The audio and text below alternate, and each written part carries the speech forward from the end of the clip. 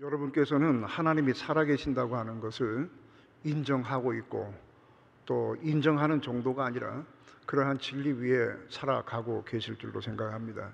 그런데 문제는 하나님이 살아계신 것을 어떻게 아느냐 하는 겁니다. 어떻게 아느냐. 어떤 사람은 기도만 하면 몸이 찌릿해져서 그거 하나님이 오셨다고 생각을 하는 경우도 있고, 이런저런 상상을 하는 사람도 있습니다. 그런데 그것이 과연 그것인가? 아닐 수도 있는 것이거든요. 다른 종교를 믿는 사람도 뭔가 그 종교에 몰입을 하게 되면 어떤 느낌이 옵니다. 그 느낌하고 그 느낌하고 뭐가 다른가? 질문을 하지 않을 수가 없습니다. 그래서 우리는 하나님 살아계시는 것을 객관적인 증거인 이 성경을 가지고 마음속에 확증을 해야만 합니다. 어떤 분은 하나님 살아계신가 봐요. 뭘 가지고 그러는가 얘기하는 걸 보면 남편이 굉장히 이 승진이 어려운 곳에서 참 쉽게 승진을 했다. 그래서 하나님이 살아계신다 라고 믿기도 하고 그렇습니다. 그런데 그 승진한 사람이 또 다른 어떤 문제로 거기에서부터 이렇게 쫓겨날 수도 있는 겁니다. 자, 성적이 올라가면 하나님이 살아계시는 것이고 성적이 내려가면 하나님이 안 계시는 것인가? 내가 원하는 대로 무엇이든지 이루어지면 하나님 살아계신 것이고 내가 원하는 대로 되지 않으면 하나님은 안 계시는 것인가? 이 세상은 내 마음대로 될 수도 있지만 안 될 수도 있는 것입니다. 그럴 때마다 하나님이 살아계셨다가 하나님이 죽었다가 살았다가 죽었다가 이렇게 되는 거거든요. 그래서 우리는 이 믿음의 객관적 증거라고 하는 것을 가지고 있어야 됩니다. 그 객관적 증거라고 하는 것은 성경에 있습니다.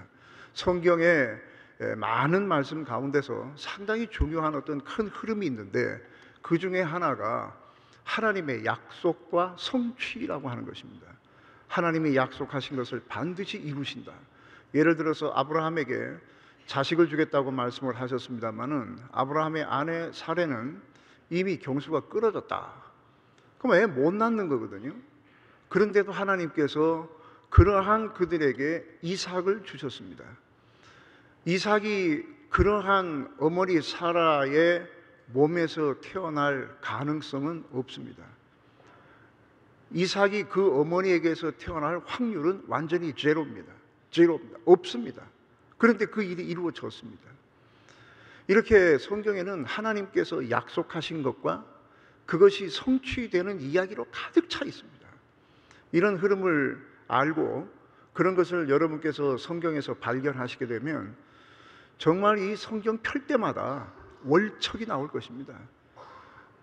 이 속에서 하나님의 살아계신 증거들을 보면서 기뻐 뛰면서 하나님께 영광 돌릴 수가 있을 것입니다. 김한효 목사님을 비롯해서 여기에 있는 부교육자들은 성경에 어디 그런 것이 있는가, 성경을 그런 각도에서 본다면 어떻게 봐야 하는가에 대해서 다 기본을 다 완벽하게 갖추고 계시는 분들입니다. 여러분께서 제가 오늘 드리는 말씀, 성경에 하나님의 약속이 있고 성취가 있다 그러는데 그것을 어떻게 봐야 되는가를 가지고 교역자들을 조금 괴롭히셔야 됩니다. 하나님께서 아브라함을 통해서 약속하신 그 약속, 이삭이 태어났다고 했습니다. 그러면 아브라함에게 주신 약속이 이 시점이라면 지금 시간이 여기서부터 이렇게 흘러간다고 생각을 하면 하나님께서 약속을 주시고 나서 이쯤에서 이삭이 태어났습니다. 우리는 이쯤에 살고 있습니다. 우리에게는 아직도 미래에 속한 하나님의 어떠한 약속이 있다고 했을 때 그것이 이루어질 것이라고 하는 확신은 어떻게 하는 겁니까? 무슨 근거를 가지고 믿습니다 이렇게 말을 합니까? 무슨 근거로요? 마음속에서 그냥 될 것 같으니까 믿습니다 이렇게 말하는 겁니까? 아니면 믿음의 근거가 있습니까? 있습니다. 아직 우리에게 오지 아니한 미래에 속한 어떤 것이지만 하나님께서 약속하신 것이 분명하면 그것은 반드시 될 것입니다. 어떻게 해서 이렇게 말할 수 있느냐? 이삭을 보고 알 수 있습니다. 이삭이 태어나는 것은 있을 수 없는 일입니다. 그런데 태어났습니다. 하나님께서 약속하신 대로 이삭이 태어났습니다. 그렇다면은 불가능한 것을 이루신 하나님의 능력으로 내게 약속하신 아직 미래에 있는 것이지만 그것도 이루어 주실 줄로 확실히 믿게 되는 겁니다. 우리들의 믿음의 근거는 성경에서 보여주는 하나님께서 약속을 성취하신 그 능력입니다. 이걸 보고 우리가 하나님의 모든 약속은 다 이루어지겠구나. 하나님이 약속하시고 나서 이삭이 태어났습니다. 약속한 시점에서 얼마 되지 아니한 시점에 또 이게 이루어진 겁니다. 그러면 저쯤에 있는 약속도 이루어질 것이라고 믿는데, 이것을 신학교에서 목사님 될 사람들에게 선생님들이 가르칠 때에 이러한 시각을 synchronized view라고 그럽니다. 가깝고 먼 것을 동시에 보는 거예요. 하나님이 내게 약속하신 것이 이루어질 것인가? 정말로 세상 끝날까지 하나님이 나와 함께 하실 것인가? 하나님께서 나를 정말로 완벽한 구원을 이루러 천국의 하나님의 보좌 앞에 나를 데리고 가실 것인가? 그것을 어떻게 믿느냐? 이삭 같은 약속의 성취들을 보면서 그것을 믿는 것입니다. 이러한 믿음의 근거가 약하게 되면 여러분들은 어쩔 수 없이 믿음이 여러분들의 감정의 근거가 될 겁니다. 사람이 어떤 날은 굉장히 긍정적이 됩니다만 어떤 날은 굉장히 부정적이 됩니다. 사람의 감정이라고 하는 것은 아침에 올랐다가 저녁에 내려갈 수도 있습니다. 이것을 근거로 해서 믿음을 갖게 되면 그 믿음은 굉장히 요동을 칠 수밖에 없습니다. 그러므로 성경 안에 있는 하나님의 약속과 하나님의 성취, 이런 것들을 눈여겨보시기를 바랍니다. 하나님이 아브라함에게 땅을 주시겠다고 했는데 기어이 그 가나안 땅을 주셨습니다. 정탐꾼들이 정탐을 할 때에 가나안 남쪽에 애굽 강이라고 하는 데가 있습니다. 와디 이집트가 있습니다. 그리고 제일 위에는 유프라데스 강의 그 유역에 사람들이 살 수 있는 곳이 제일 그 유프라데스와 가까운 곳에 있는 것이 하맛 르홉이라고 하는 데입니다. 르홉. 정탐꾼들이 정탐을 할 때에 애굽강, 그 신광야에서부터 위에 유프라데스 강까지만 정탐을 했습니다. 왜? 정탐을 좀 할 때에 좀 스케일이 크게 저기 아라비아 반도까지 아니면은 뭐 유라시아까지 좀 하지. 그 왜 거기만 합니까? 하나님이 아브라함에게 주시겠다고 한 땅이 바로 그겁니다. 창세기 15장에 보면 하나님께서 아브라함에게 구체적으로 내가 너에게 땅을 준다. 어디서 어디까지냐? 애굽강에서부터 유프라데스 강까지다. 그렇게 말씀하셨습니다. 나중에 여호수아 군대가 가나안을 차지하고 난 다음에 땅 분배를 하는데 남쪽 유다 지파가 가장 남쪽에 자리를 잡았습니다. 남쪽 유다 지파의 남쪽 경계가 어디냐? 애굽 강이었다고 말합니다. 여호수아 15장에 있는 말입니다. 그리고 북쪽은 단이라고 하는 지파가 하맛 르홉에 있는 사람들을 쫓아내고 단 지파가 거기를 차지했습니다. 하나님께서 말씀하신 대로 된 겁니다. 이런 그 성경의 증거를 가지고 있으면 여러분들의 믿음은 말씀에 근거한 것이 됩니다. 하나님의 말씀은 절대 변하지 않습니다. 그렇기 때문에 말씀에 근거된 믿음을 가지면은 믿음이 굉장히 견고해지고 그 믿음의 결과는 하나님께서 어떤 순간에도 흔들리지 않게 하는 샬롬을 주시게 될 겁니다. 오늘 이 본문도 보면 그런 것입니다. 이러한 내용의 말씀은 성경에 깔려 있습니다. 오늘 본문 내용이 뭡니까? 야곱이 결혼을 했어요. 외삼촌 라반의 집에 가서 자기가 사모하는 여인하고 결혼하려고 했는데 이 라반이 큰딸을 먼저 줘서 이 두 부인을 위해서 14년 그리고 나머지 6년을 또 라반을 위해서 봉사합니다. 20년을 거기서 지내고 다시 이제 고향으로 돌아오게 됩니다. 그런데 야곱도 이 잔머리가 잘 돌아가는 사람입니다. 나중에 이스라엘이라고 하는 이름이 붙고 이스라엘로서 하나님 앞에 그럴듯한 모습을 보이기도 합니다만은 지금 이 시점에는 야곱은 굉장히 이 잔머리를 돌리는, 믿음이 없는 건 아니지만 그거하고 이거하고가 이렇게 뒤섞여 있는 그런 인물로 묘사되고 있습니다. 그런데 이 외삼촌 라반은 야곱보다 한 수 위인 거예요. 야곱도 굉장히 머리가 잘 돌아가는 사람이고 자기 이익을 잘 챙기는 사람입니다만은 라반은 그보다 더 했습니다. 그래서 라반 집에서 있는 20년 동안 외삼촌이 계약을 20번이나 바꿨답니다. 20번. 평균 2년에 한 번씩 이걸 바꾸는 거죠. 왜 바꾸느냐?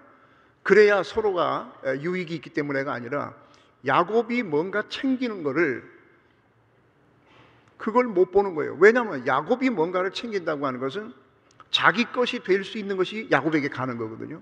그러니까 이거 안 되겠다 싶어서 불평등 고용 계약을 하는 거죠. 2년마다 한 번씩 바꾸는 거예요. 야곱이 외삼촌 집에서 살고 있으니 거기 항의를 할 수도 없는 것이고 그냥 당하는 겁니다. 그냥 자기 좋은 대로 막 바꾸는 겁니다. 막 공동의회도 안 하고 막 바꾸는 거예요. 그러니까 이 야곱이 얼마나 힘이 들고 서러웠겠습니까? 그런데 야곱이 이런 말을 합니다. 41절에 보면 내가 외삼촌 집에 있는 이 20년 동안 외삼촌의 두 딸을 위하여 14년, 외삼촌의 양떼를 위하여 6년을 외삼촌에게 봉사하였으나 외삼촌께서 내 품삯을 10번이나 바꿨습니다. 아주 독한 인간이죠. 42절 보면 그러나 우리 아버지 하나님 아브라함의 하나님 곧 이삭이 경외하는 이가 나와 함께 계시지 아니하였더라면 난 빈손으로 갈 뻔했습니다 라고 말합니다. 이 말은 거꾸로 뒤집으면 뭡니까?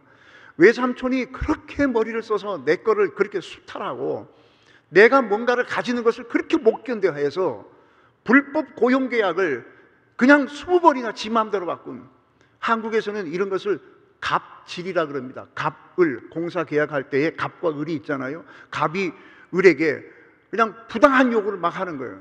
그래서 을이 이건 좀 과한데요. 그럼 하지 마. 뭐 잃어버리는 거예요. 그러니까 목건형이 포토청이니 이거 뭐 먹고 살아야 되겠고 좀 더럽고 치사해도 예 알겠습니다. 그리고 계약을 한단 말이죠. 이런 그 횡포를 없애겠다고 지금 뭐 정부에서 많은 노력을 하고 있습니다. 그러니까 외삼촌 라반은 갑이고 이 야곱은 을인 거예요. 근데 외삼촌 라반이 정당하게 갑과 을의 계약을 하는 것이 아니라 갑질을 해대는 겁니다. 지 마음대로 해대는 겁니다. 다 뺏어가려고 했습니다. 라반 이 사람 이거 보통 사람이 아닙니다. 그러나 야곱이 말합니다. 하나님이 나와 함께 계시지 아니했더라면 나는 빈손이었을 텐데 하나님께서 나와 함께 하심으로 외삼촌이 아무리 그래봐야 하나님이 내게 주실 거 다 주셨습니다. 그런 말입니다. 사람이 무슨 짓을 하든 사람이 어떤 하나님의 일을 방해하든 내 스스로 나를 방해를 한다 하더라도 하나님께서 여러분들을 향한 그 선한 뜻은 반드시 이루시고 만다는 겁니다. 우리 하나님은 그런 분이라고 하는 것을 말합니다. 결국은 다 하나님의 뜻대로 됩니다. 그 과정을 관찰하기가 조금 어려울 수 있습니다만은 그러나 우리가 그 과정을 관찰하지 못한다 하더라도 그럴 능력이 없다 하더라도 하나님께서 하나님의 뜻을 이루시는 것은 분명히 알 수가 있게 됩니다. 또 하나 말씀을 드려보겠습니다. 모세가 바로에게 가서 이스라엘 백성을 내놔라 이렇게 말을 했습니다. 그랬더니 무슨 헛소리냐. 나중에 하나님께서 모세를 통해서 10가지 재앙으로 그 바로를 꺾고 그 손에서 이스라엘 백성들을 구원해 냅니다. 바로는 성경에서는 약간 좀 덜 똑똑한 것 같은 그런 캐릭터로 이렇게 묘사가 되어 있습니다만은 바로는 굉장한 사람입니다. 그리고 바로 밑에 있는 참모들이요 굉장한 사람들일 것이 분명합니다. 그 당시 애굽은 세계에서 최강국가였습니다. 문화적으로, 학문적으로, 과학적으로 알렉산드리아라고 하는 곳에 세계 최대의 도서관이 있었고 어떤 기록에 보니까 모세 시대에 벌써 다른 나라에서 자기네 나라의 지도자가 될 사람들을 애굽에 유학을 시켰다 그럽니다.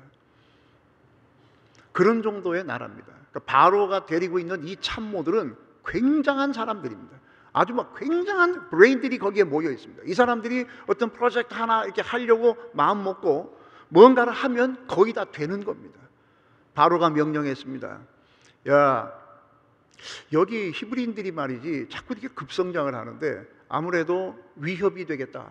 왜냐하면 히브리인들은 바로 지금 있는 요 바로가 되기 전에 왕조, 힉소스라고 하는 사람들이 이루어놓은 왕조와 상당히 가까운 위치거든요. 그러니까 요셉이 총리가 되었을 때의 그 왕조.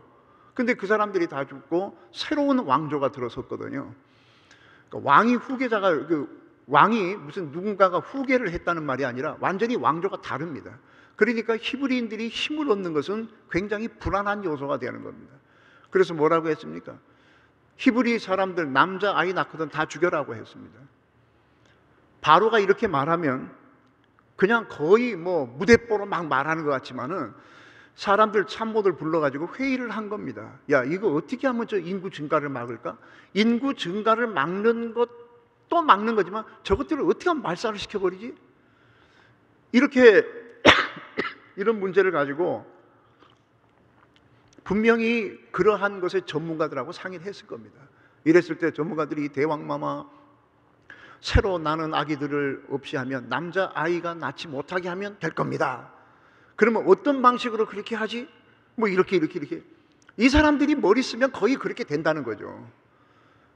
그래서 그런 명령을 했습니다마는 모세는 하나님의 특별한 은혜로 구원을 받고 그것도 이스라엘을 박해하는 이집트 국비로 모세는 양육이 됩니다. 사람이 아무리 막으려고 해도 하나님의 뜻은 막을 수가 없습니다. 사람들이 거기에 무관심한다고 해서 하나님은 일 안 하시는 분도 아니고 반대한다고 해서 하나님이 하다가 너무 거센 반대가 있어서 여론 잠잠하게 한 다음에 하려고 뒤로 물러서는 법도 없습니다. 하나님을 막을 것은 이 세상에 아무것도 없습니다. 바로도 못 막습니다. 자, 이제는 10가지 재앙으로 바로에게 그냥 막 던졌습니다. 그래서 기어이 이스라엘 백성들은 그 강력한 바로의 손에서부터 구원을 받습니다. 바로가 절대 보내지 아니하려고 뭐 사람이 죽어 나가자빠지는 이러한 재앙을 보면서도 마음을 더욱더 강팍해 해서 내가 여기서 밀리면 끝이다. 사람들 모아놓고 이거 어떻게 해결하냐? 예, 왕이 이렇게 그냥 버티는 거예요.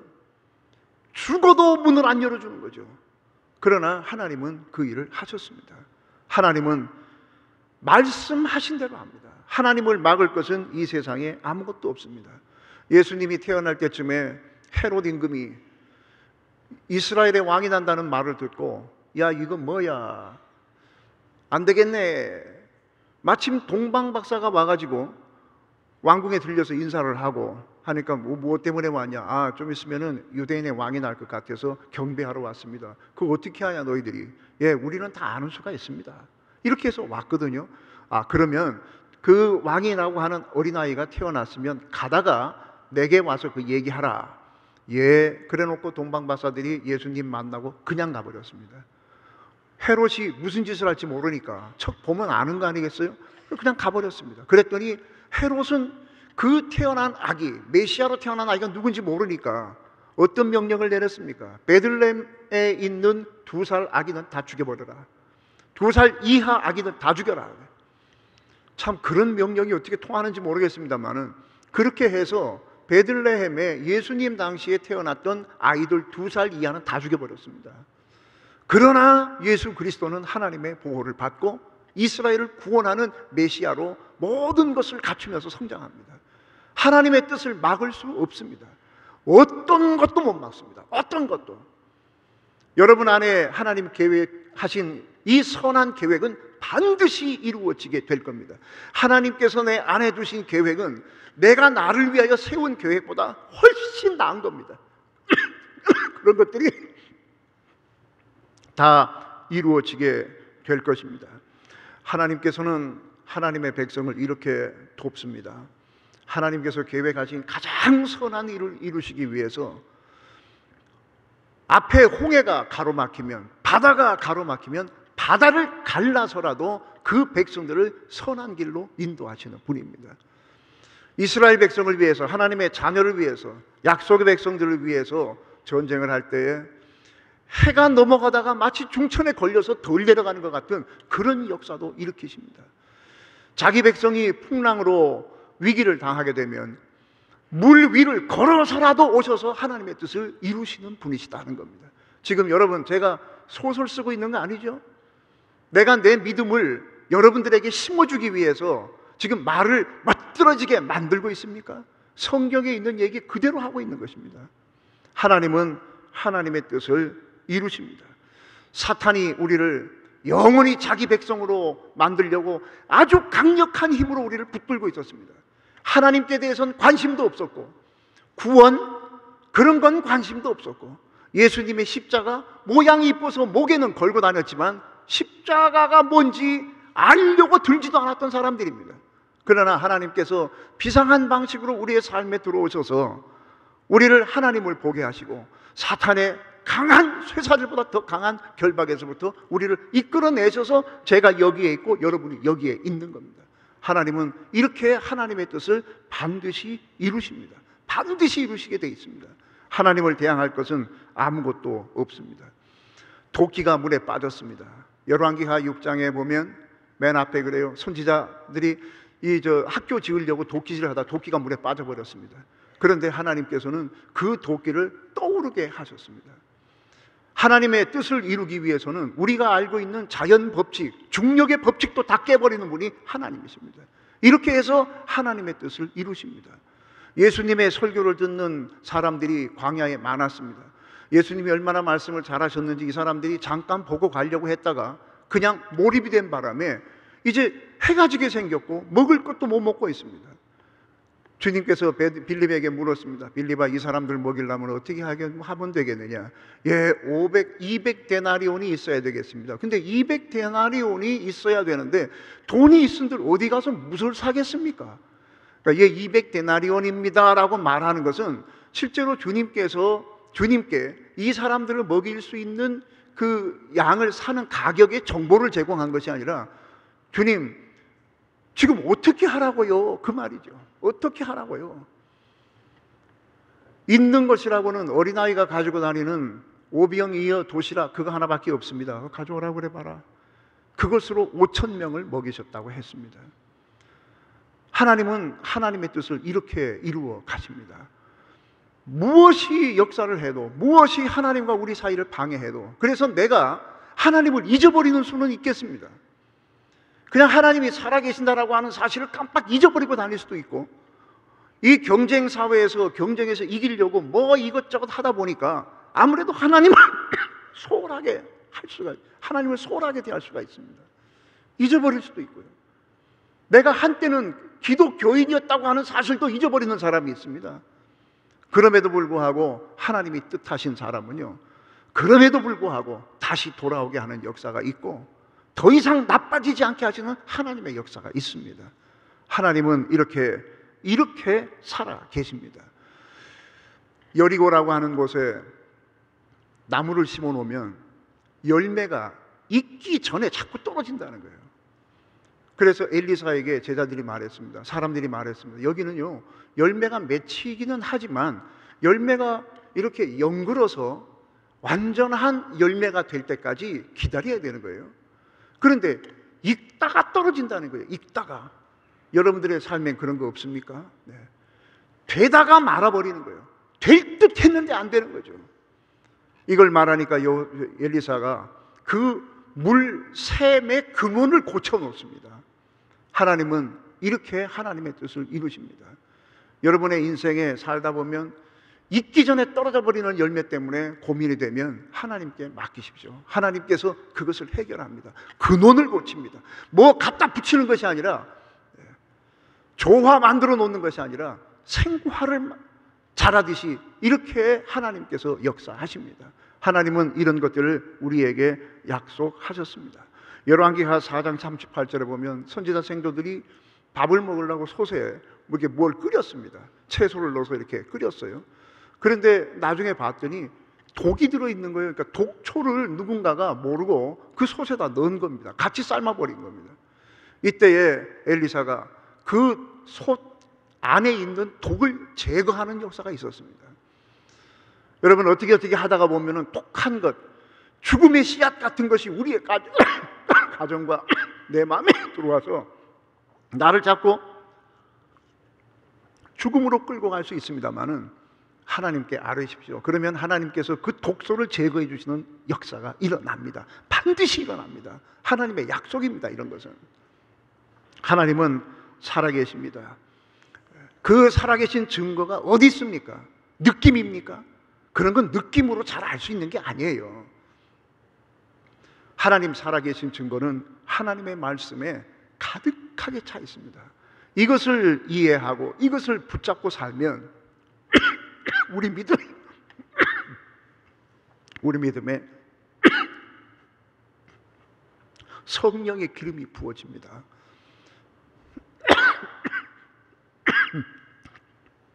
이 믿음의 근거 위에서 여러분 능력 있는 믿음을 활용하면서 날마다 승리하는 여러분 되시기를 주의 이름으로 축원합니다. 믿음 있으면서도 믿음 없는 사람처럼 살지 말고 저 사람에게 믿음이 있었는가 의심스러운 삶을 살지 마시고 어떤 일이 있어도 기쁜 일이나 슬픈 일이나 모든 일에 믿음을 사용하셔서 승리하는 여러분 되시기를 다시 한번 축원합니다. 기도하겠습니다. 하나님 아버지, 살아계신 하나님 아버지, 우리들의 모든 삶을 인도하시고 우리 안에서 선한 뜻을 이루시는 아버지 하나님, 우리가 이와 같은 하나님의 백성 되게 하신 것을 진심으로 감사를 드립니다. 하나님,